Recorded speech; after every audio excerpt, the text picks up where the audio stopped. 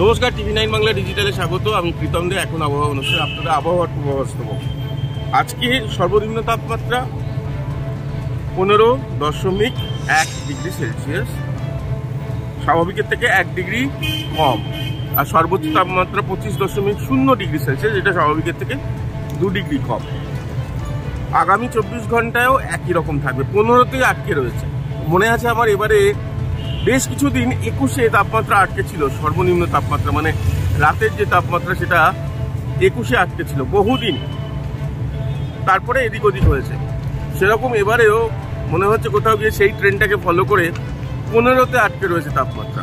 সর্বনিম্ন তাপমাত্রা 15-14 হয়েছে, একদিন 14 হয়েছে। কিন্তু আমরা সবাই অপেক্ষা করছি, জানি না অনেকে হয়তো শীত কাতুরে আছেন, তারা কি বলবেন, তারা হয়তো রেগে যাবেন এই কথা। কিন্তু কলকাতায় কত নিচে নামে তাপমাত্রা তার একটা আমরা অপেক্ষা করছি। তার জন্য 14-এ যে তাপমাত্রা নেমেছিল সর্বনিম্ন তাপমাত্রা, সেটা বহুদিন ওই সময়ে 14-এ নামেনি, এরকমটা শোনা যাচ্ছিল আবহাওয়া দপ্তর থেকে।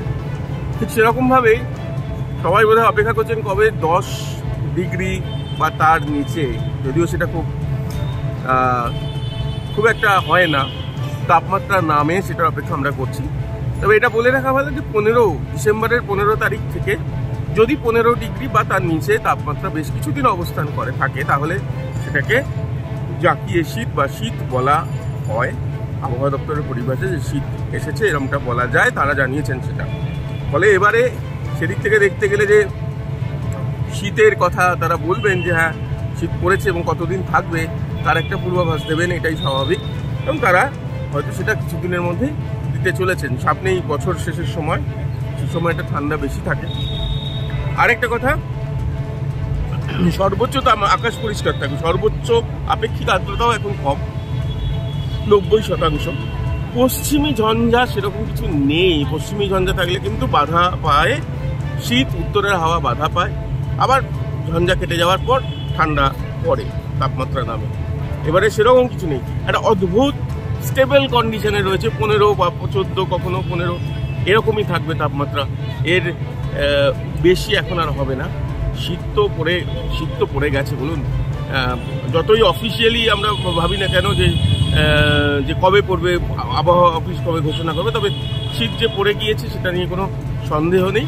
এবং এখন অপেক্ষা শুধু এটাই দেখার, কতটা বেশি শীত পড়ে, কতটা জাঁকিয়ে শীত পড়ে, সেটার দিকেই আমরা এখন তাকিয়ে রয়েছি। আপনারাও তাকিয়ে রয়েছেন, আবহাওয়াবিদরা জানাবেন। তাদের আমরা উপর্যুপরি প্রশ্ন করছি সবসময় যে বলুন আপনারা যে জাঁকিয়ে শীত কবে পড়বে, জাঁকিয়ে শীত পড়ার সবসময় কবে। বর্ষাকাল যেমন মৌসুমী বায়ুর ক্ষেত্রে আমরা বলে দিতে পারি যে আসছে বা ওই সময় চলেছে, কিন্তু শীতের ক্ষেত্রে সেটা ওইভাবে বলা সম্ভব নয়, পরিস্থিতির ওপর ডিপেন্ড করে। আপাতত পরিস্থিতি অনুকূল। এখন আবহাওয়া এই পর্যন্ত, আবার আগামীকাল